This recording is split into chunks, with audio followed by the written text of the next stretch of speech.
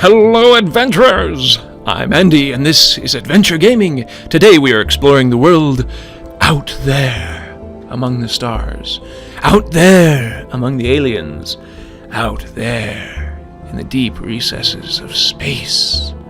This is one of my favorite games to play on the iPad. A lot of people swear by Faster Than Light, FTL, and given it's a really good game, but it focuses more on combat. This, however, focuses on the story. Personally, it reminds me of all the choose-your-own-adventure stories that you had as a kid. And so, I'm going to show you this experience. We are going to be doing a new game, and this is what it was like. 22nd century. Mankind tries desperately to find resources beyond its exhausted planet. So far, we have not even reached the limits of our solar system. I am an astronaut aboard the Nomad, passengers on a line that connects Earth to Ganymede, a moon of Jupiter. Something happened. When I got out of cryonics, I was not in orbit around Ganymede. It was not even in the solar system. I was out there.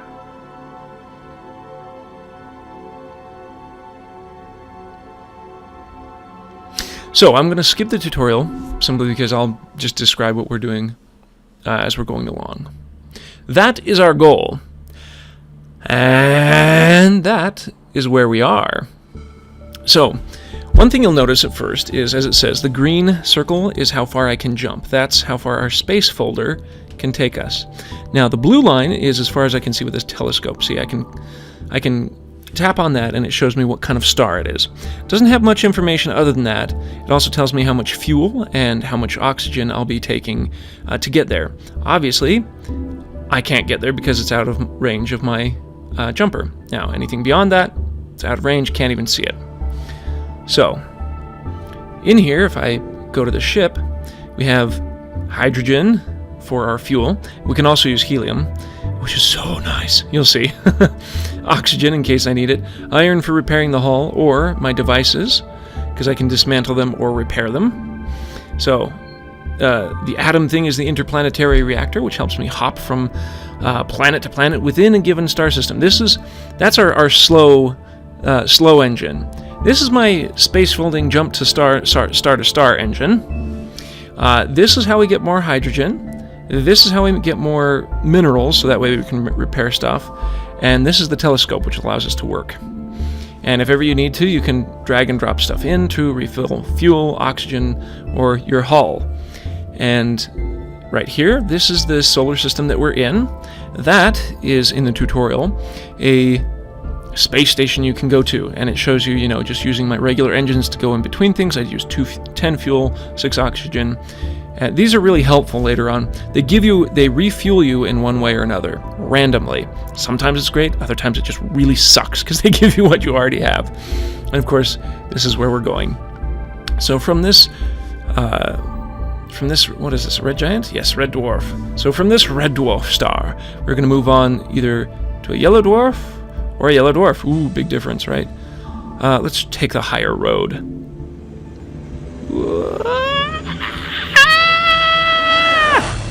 My eyes are sunk to the back of my head! Day 9.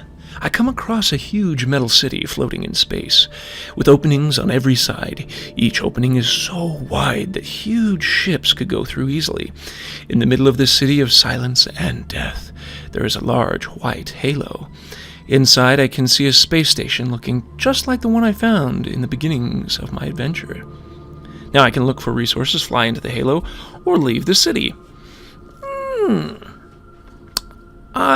Let's look for resources. We're starting out. I land and look around. Nothing. Or maybe, here's a strange ship hull, broken by time. Inside it, I find a new technology. Yes! I have learned a new technology, the life seed. So, when you have new technology, you just tap on one of these empty spots, and you can see what you have installed and what you can craft. You want to know about it? You hit this check mark, or the question mark. This marvelous technology, based on the mysterious energy of the Omega element, can transform a rocky planet into a garden planet suitable for life. Quite nice. So let's go back to the star system. So these are the main two type of planets that you're going to find. A rocky planet and gas giant. Gas giants are where you're going to get fuel. Rocky planets are where you're going to get minerals. So let's first go to this, because we can get fuel here in just a second.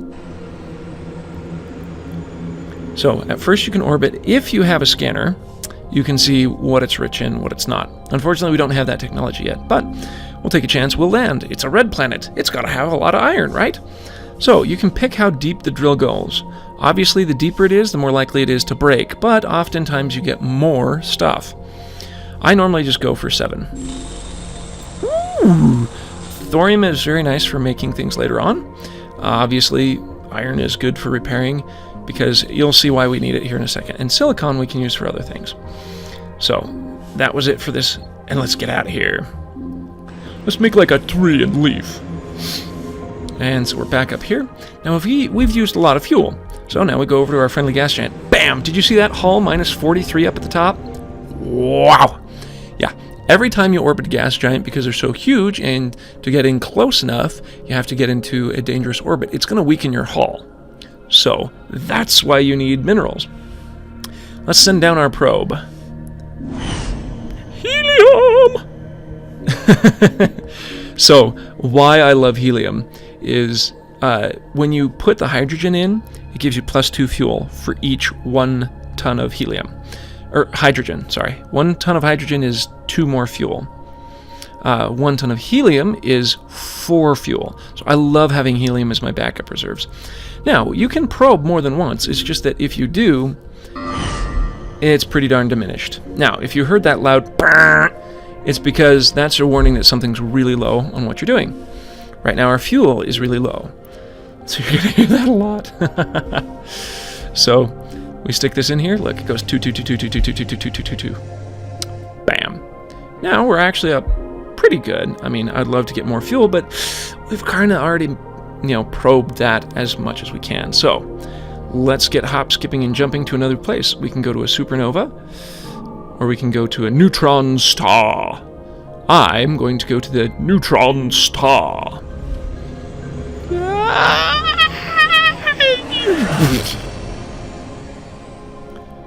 Day 18. Truth is loneliness. Agony is loneliness. Loneliness is a prison. Loneliness is the cult of death. Loneliness is the last stop before madness. I have to admit, the in-between stuff is fantastic. So I have a lot that I can repair my ship with, so I'm going to skip out on these planets. I don't have a specific technology that I want to build. I mean, I could do a life seed, but what it takes to craft it is some carbon and platinum. Platinum I'd find on a rocky planet. Carbon I'm going to find on a garden planet where there's life. So I'll skip it for now, and we'll go straight to the gas giant. Ooh, hull's getting pretty weak, but that's okay. Let's launch this probe. Ooh, this sucks for fuel. This is not a good place to stay. We need to move on. I would love to go out to this star, but, obviously I can't jump far enough. So off to a white dwarf. We'll skip it this time. A very small, automated satellite station orbits here in the Oort belt. Probably dragged here by accident. No openings, but on its side I was able to pick up a small fuel tank. Yes! That's actually quite a bit of fuel. Don't know what it's talking about. Okay, no rocky planets. Let's go to our gas giant. Code Red! This'll be my last entry. The hull is cracking and the whole ship is losing pressure. I'm putting on a spacesuit right now to allow for a couple extra minutes of survival, but this is the end. So long. May mankind find someday my logbook, the testament of one of their brothers who fought until the very end. This is the end of my journey. Okay, so, yeah, I was being stupid. I forgot that when you're going around the gas giants, they take out your hull. This one took a bigger chunk than normal, and it just totally destroyed me. So, thus ends the first round. Okay, so let's restart this. And, We'll just do a quick start, but this time, let's name our astronaut something. How about we call our astronaut Ham? So our astronaut Ham is going out there, and let us begin.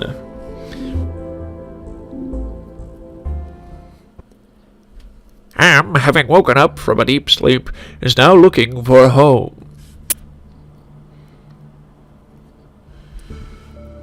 Alright. Day 1, I have a choice to make. I can go to a yellow dwarf, or I can go to a yellow dwarf. I decide to take the right path. My eyes are at the back of my head! Day 9. It's hard to believe, but there's a huge black river along the side of this star system. Is it made of this mysterious black matter that scientists of Earth did look for in space for so long? Its dark flow seems compelling, dragging along with it hydrogen, asteroids, moons, and even entire planets. I am quite tempted to explore, but is it reasonable? I'm gonna dive into the dark flow.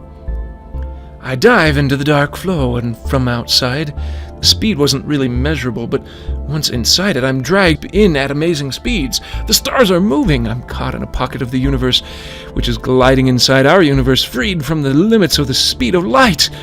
I'm afraid to go too far in, so I turn the engines back on to get out of the dark flow. Unbelievable! I am in a new star system! I've been warped out of there. Oh yeah! Oh, that is a big black hole! Who knows how I traverse the universe through such strange things as warping through black holes. Next time, we will continue the Odyssey of Ham, and we'll see what secrets this side of the universe has for us. Thank you all for watching, and we'll see you next time. Bye-bye!